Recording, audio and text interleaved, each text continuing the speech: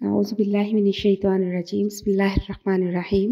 رب اشرح لي صدري ويسر لي أمري واحلل عقدة من لساني يفقهوا قولي آمین یا رب العالمین۔ پچھلی کافی آیات میں میں نے نجران کے وفد کا حوالہ دیا تھا کہ وہ جب آئے تو انہوں نے کافی بات چیت کی مسلمانوں کے ساتھ، کافی بحث مباحثہ بھی ہوا، چونکہ پڑھے لکھے لوگ تھے تو علمی گفتگو بھی ہوئی۔ تو اس میں انہوں نے ایک یہ بات بھی کہی کہ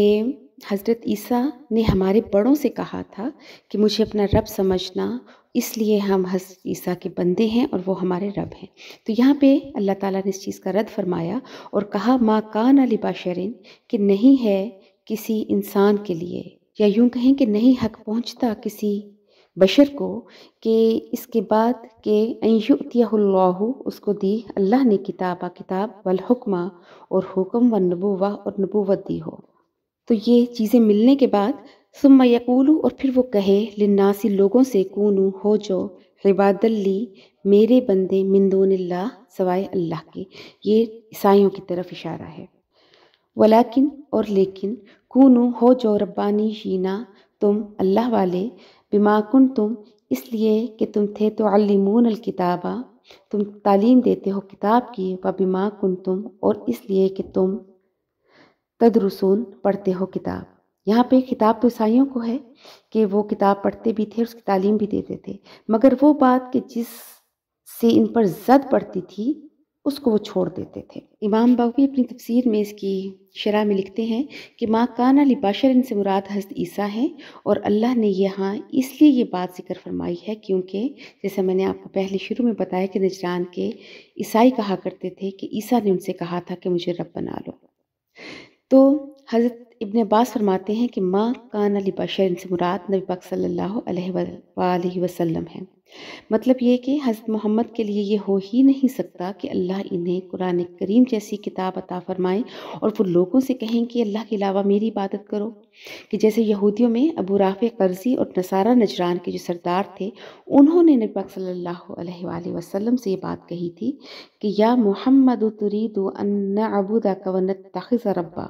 کہ محمد کیا آپ چاہتے ہیں کہ ہم آپ کی عبادت کریں اور آپ کو رب بنا لیں؟ تو اس کے جواب میں آپ صلی اللہ علیہ وآلہ وسلم نے فرمایا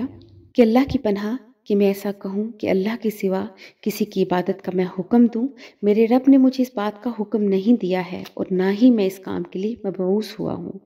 اس پر اللہ تعالیٰ نے یہ آیات نازل فرمائی۔ تو کسی انسان کے لیے مناسب ہی نہیں کہ جسے اللہ کتاب عطا فرمائے تو وہ لوگوں کو یہ کہے کہ مجھے اپنا رب بنا لے۔ کتاب کے بعد یہاں اللہ نے حکم کا لفظ فرمایا ہے۔ حکم سے مراد ہے علم اور فہم۔ نبوت اللہ کی طرف سے خبر دینے والے عظیم اور بلند مرتبے کو کہا جاتا ہے۔ تو پھر یہاں فرمایا کہ انبیاء کا کام یہ ہوتا ہے کہ وہ لوگوں سے کہیں کہ وہ ربانی بن جائیں،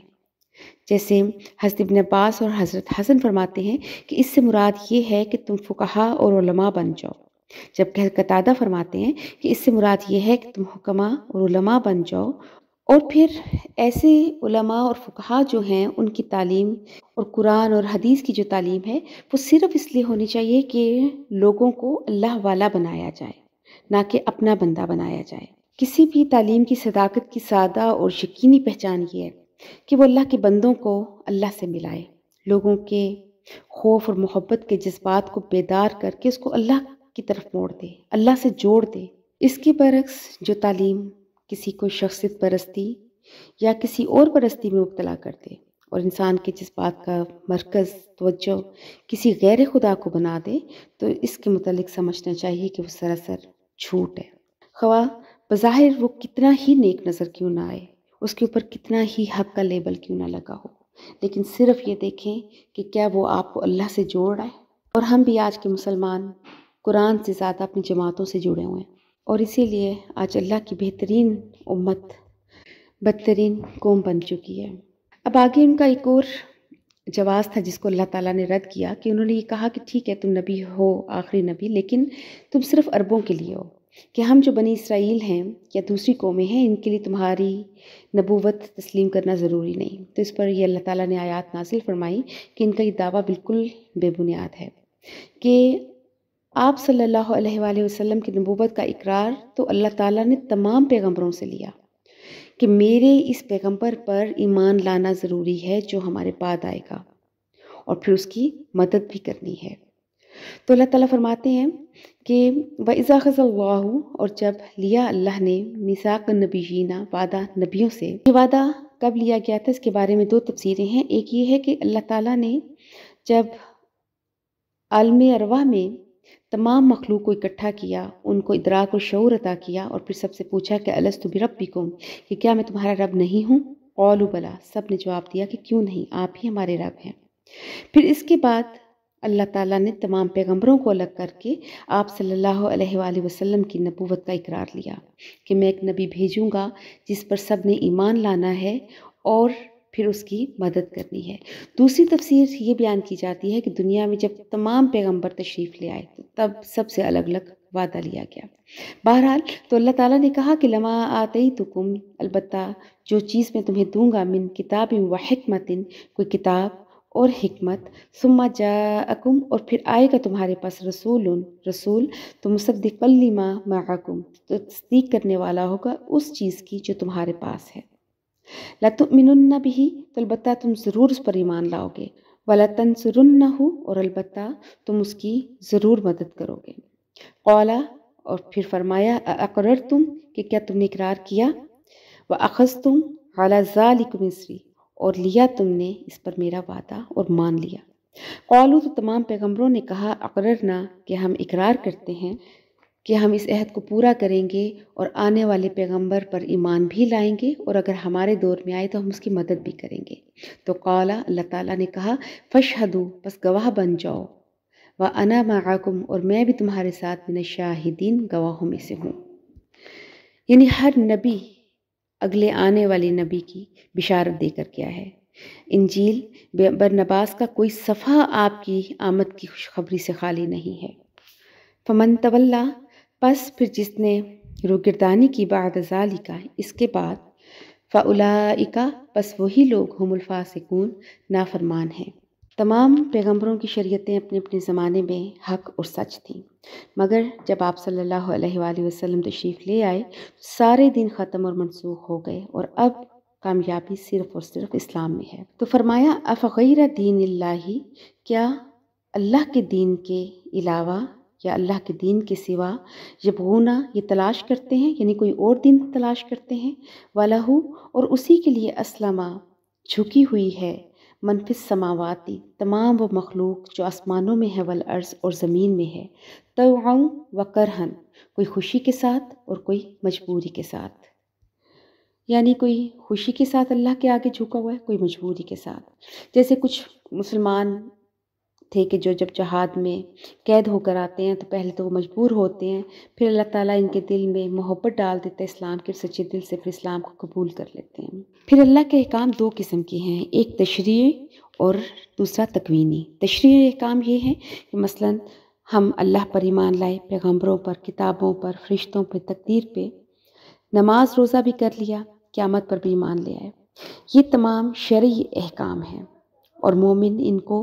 خوشی کے ساتھ دل سے تسلیم کرتا ہے۔ اور جبکہ تکوینی احکام یہ ہیں کہ جب اللہ تعالیٰ کسی کو بیمار کر دیتا ہے، کوئی حادثہ ہو جاتا ہے، کوئی مر جاتا ہے، یا کوئی مال دے کے اللہ چھین لیتا ہے، تو یہ ہم اللہ کے ان احکام کو جبراً تسلیم کرتے ہیں۔ کیا ہے کوئی ایسا شخص جو کوئی یہ کہے کہ میں کسی کو بیمار نہیں ہونے دوں گا، میں مرنے نہیں دوں گا، یا یہ میں حادثہ خود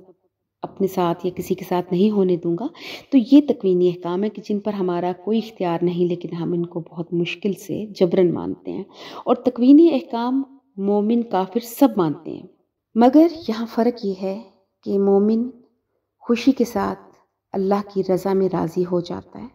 اور دوہرے ثواب کا، یعنی کہ آخرت کا بھی اس کو فائدہ ملتا ہے، جبکہ کافر یہ احکام ماننے پر مجبور ہوتا ہے، یعنی دنیاوی نقصان بھی ہوتا ہے اور آخرت کا نقصان بھی ہوتا ہے۔ وہ آگے فرمایا، وَإِلَيْهِ يُرْجَعُونَ، اور وہ اسی کی طرف لوٹائے جائیں گے۔ اب آگے فرمایا کہ اہل کتاب نے تو دین کے بھی حصے کیے ہوئے ہیں، جیسے یہودی کہتے ہیں کہ ہم حضرت موسیٰ کے علاوہ کسی کو نہیں مانیں گے، صابی حضرت داؤد کے علاوہ کسی کو ماننے کو تیار نہیں، عیسائی حضرت عیسیٰ کے علاوہ کسی کو ماننے کو تیار نہیں۔ لیکن مسلمان جب تک تمام انبیاء کو نہ مانے، تمام کتابوں کو نہ مانے، تو اس کا ایمان ہی مکمل نہیں ہوتا۔ تو آگے اللہ پاک نے فرمایا کل آپ صلی اللہ علیہ وآلہ وسلم کہہ دیں آمنا ہم ایمان لائے باللہ اللہ پر وما انزلا اور جو نازل کیا علینا اس پر وما انزلا اور جو نازل کیا علی ابراہیم و اسماعیل و اسحاق و یعقوب یعنی اور جو کچھ آپ نے حضرت ابراہیم حضرت اسماعیل حضرت اسحاق اور حضرت یعقوب علیہ السلام پر نازل کیا والاسباطی اور ان کی اولاد در اولاد پر وما اوتیا اور جو کچھ دیا گیا موسیٰ و عیسیٰ موسیٰ کو اور حضرت عیسیٰ کو والنبیون اور جو سب نبیوں کو من ربہم ان کے رب کی طرف سے دیا گیا اس سب چیزوں پر ہم ایمان لاتے ہیں تو لا نفرق اور نہیں تفریق کرتے بین احد منہم ان میں سے کسی ایک کے درمیان بھی ونحن لہ مسلمون اور ہم اسی اللہ کے فرما بردار ہیں۔ آج کے پیچھے کہ ہم نے آیت پڑھی کہ اللہ تعالیٰ نے تمام پیغمبروں سے عہد لیا تھا کہ تمام نبی پاک صلی اللہ علیہ وآلہ وسلم کا نبوت کا اقرار کریں گے اور ان پر ایمان لائیں گے اور ان کی مدد کریں گے۔ یہاں پر سوچنے والی ایک بات ہے کہ تمام پیغمبر تو اس چیز کا اقرار کرتے ہیں لیکن ہم امتی اس کا اقرار نہیں کرتے۔ اب کوئی بھی مسلمان کہے گا کہ نہیں بھی ہم بھی اقرار کرتے ہیں، تو آپ ہم سب اپنے اپنے